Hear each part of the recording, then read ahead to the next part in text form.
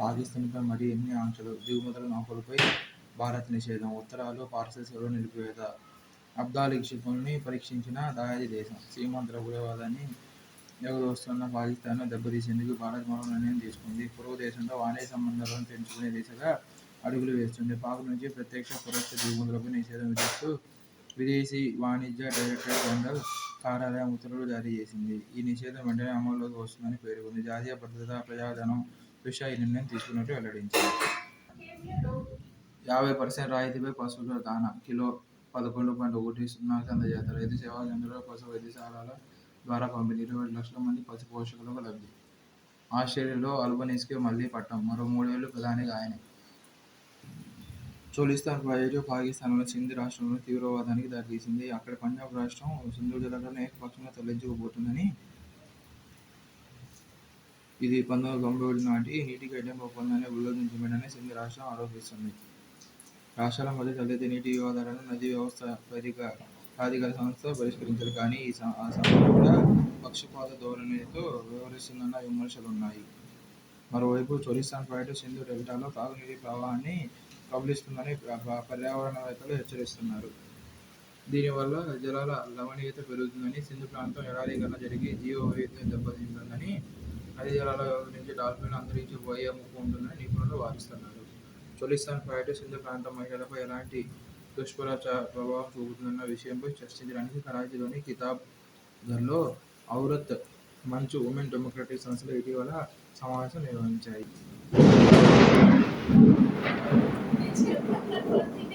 చోలిస్తాన్ కాలువ పనులను నిలిపివేసినట్టు ఇస్లామాబాద్ ఉన్నపళంగా ప్రకటించిందంటే అది పాకిస్తాన్పై భారత్ సాధించిన మానసిక విజయమని సీమాంధ్ర నదీ జల యోధాల నిపుణులు Manohar Parrikar Institute of Defence Studies and Analysis senior అధికారి ఉత్తమ్ కుమార్ సిన్హా వ్యాఖ్యానించారు. తూర్పున పారుతున్న హిందూ ఉపనదులైన బియాస్, రవి, సట్లెజ్ నదుల నుంచి మనం 90% నీటిని వినియోగించుకుంటున్నాము. కానీ చెనాబ్, జిలం వంటి పశ్చిమ నదుల వినియోగంలో మాత్రం వెనుకబడిపోయాం.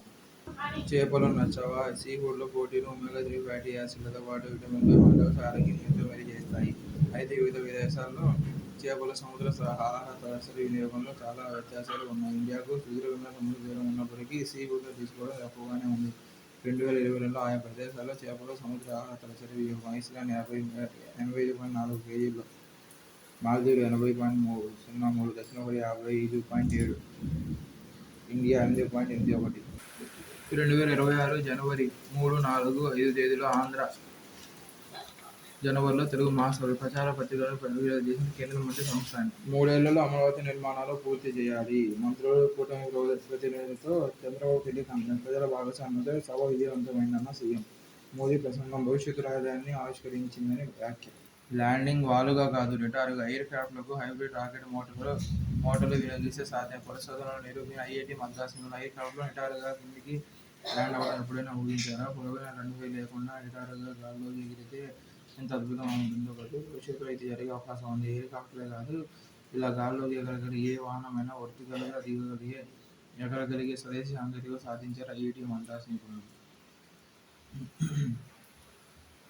వైద్య మండలి చైర్మన్గా డాక్టర్ శ్రీహరిరావు.